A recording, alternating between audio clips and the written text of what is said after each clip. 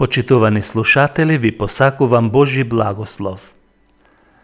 Денес ќе размислуваме на тема Господова вечера. Значењето на Господовата вечера. Господовата вечера се дели од старешина или проповедник, кој што е одреден од црквата и кој што ги има квалификациите за делење или за давање.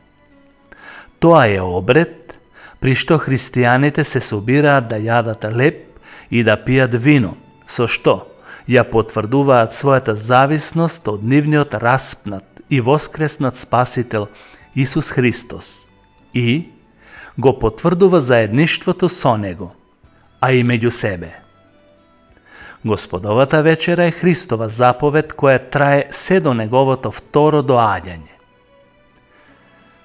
Господовата вечера е надворешен обред. Таа представува спомен на Исусовата смрт и таа е воведена од Неговите ученици по Неговата смрт, а заповедана од Господ Исус Христос. Потоа зеде леб, заблагодари и го раскрши. И им го раздаде, велејќи: ова е моето тело кое се дава за вас. Правете го ова за мој спомен. Ова стои запишано во Евангелието според Лука 22 глава 19 стих.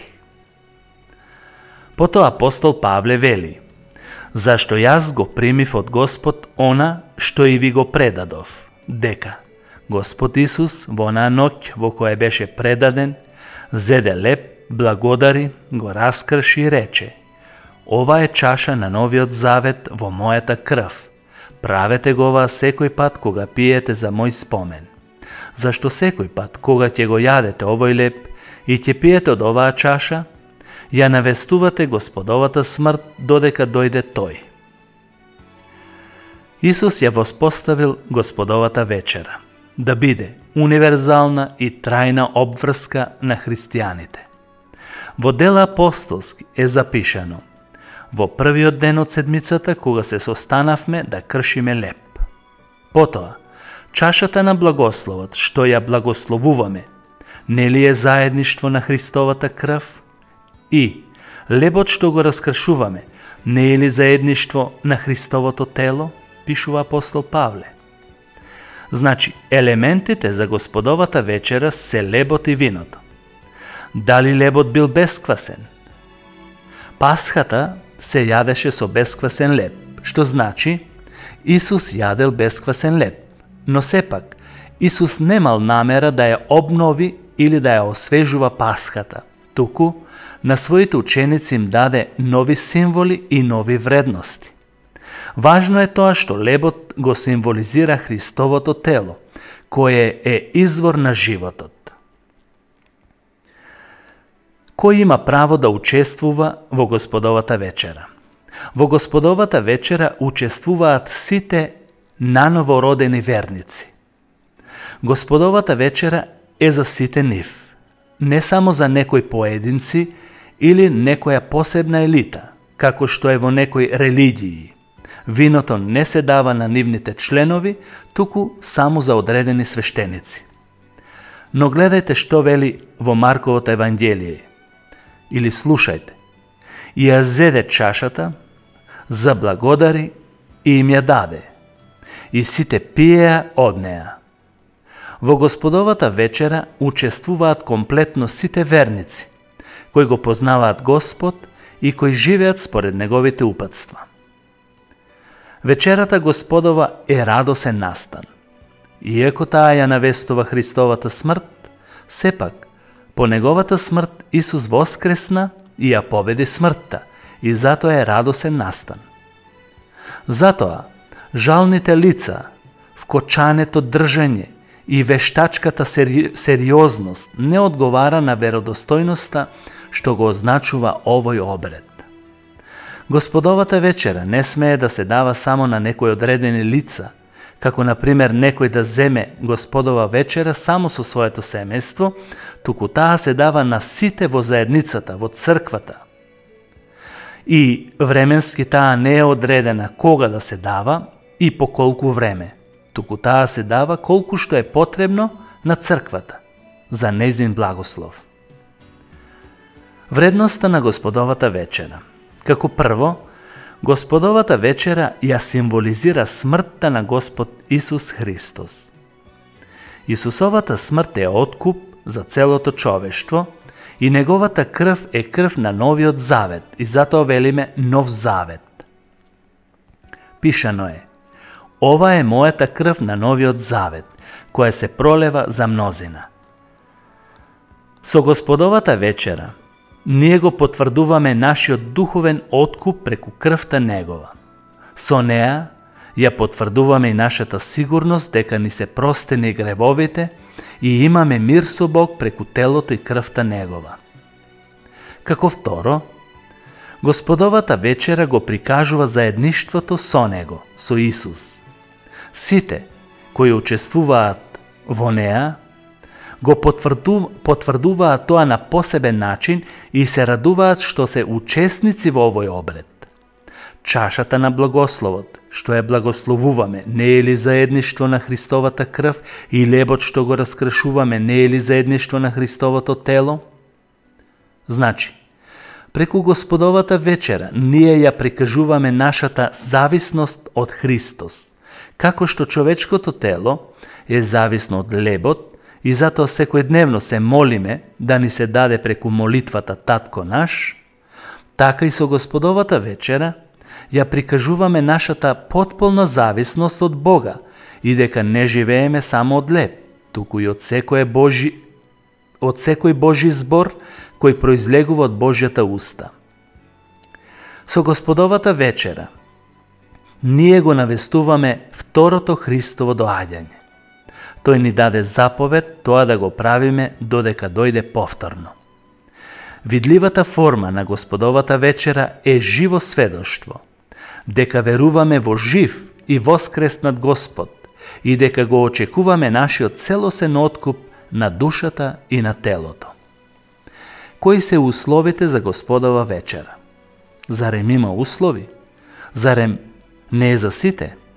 Да, Господовата вечера е за сите, но за сите оние кои го разбираат значењето и суштината на обредот. Божиот збор е за сите. Сите може да го слушаат, но Господовата вечера е за наново родени верници кои ја познаваат христијанската вера и кои го доживеале Христовиот допир преку силата на Светиот Дух. Затоа има основни услови кои треба секој да ги знае и да ги практикува, за да не се случи Господовата вечера наместо благослов да биде проклетство. Господовата вечера е надворешен израз на внатрешната духовна промена на верникот. Таа не може да биде за оној кој е мртов во своите гревови и престапи, како што им вели апостол Павле на црквата во Ефес. Зашто нема што да символизира со неа доколку некој не е наново роден. Затоа Библијата ги предупредува сите оние кои земаат без да се испитуваат, зашто може да им биде поголема осуда отколку благослов. Павле вели: затоа секој нека се испитува себе си, а потоа да јаде од лебот и да пие од чашата, зашто кој јаде и пие својата осуда ја јаде и пие, бидејќи не го разбира телото. Како второ, исправен живот. Црквата има право да му забрани Господова вечера на некој кој живее неуредно. Ако е некој идолопоклоник, користолюбец, пијаница и така натаму, не смее да биде учесник, зашто со тоа го осквернува заедништвото, телото Христово. Затоа секој треба да се испита себе си. Некои христијански заедници не водат грижа за животот на членовите и тие им доделуваат вечера Господова на идолопоклоници, на блудници и на се што е спротивно на здравото учење.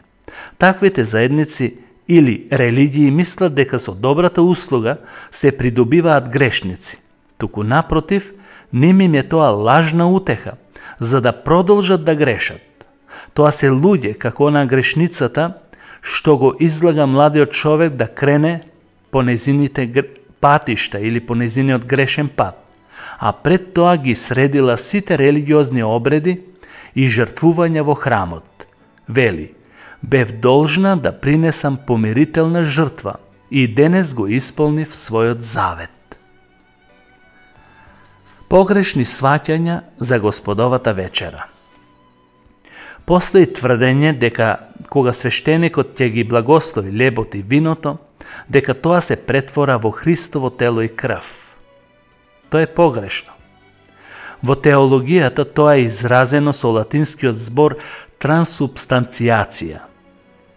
Со тоа се нагласува дека секој пат кога се врши обредот се повторува Христовата жртва, па дури и верниците учествуваат физички во Христовото тело и крв и се прима спасителна благодат Христова.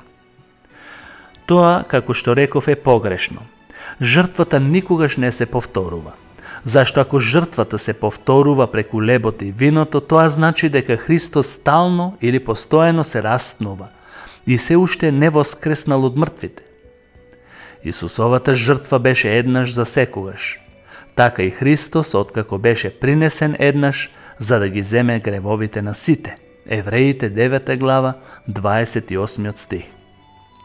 Во Господовата вечера не се случува чудо или промена на субстанцата од леб во тело или од вино во крв. Во Господовата вечера со лебот и виното нема очистување, зашто лебот и виното немаат моќ за очистување. И за Господовата вечера не се вели причест, зашто таа никого не очистува ако некој греши и не е покајан од своите гревови. Во новото време во кој живееме се нагласува отворено заедништво на сите и за сите. Се смета дека Господовата вечера треба да биде отворена за сите кои сакаат да земат од неа, без разлика дали се верници, членови на црквата, атеисти или не се. Со таквиот нов пристап се отвора патот на либералните сваќања на општо христијанство, без покаяние и без нов живот во Христос. Господовата вечера е за верници кои имаат Свети Дух, кои се наново родени и кои живеат според Божјата волја и се надеваат на Христовото второ доаѓање. Затоа, почитуван слушателу, доколку не си учесник во Господовата вечера, Господ те повикува денес да поверуваш во Исус Христос, да се покаеш од твоите гревови и да станеш дел од Христовото тело. Господ нека те благослови. Господ нека ве благослови сите кои што слушавте оваа проповед. Амен.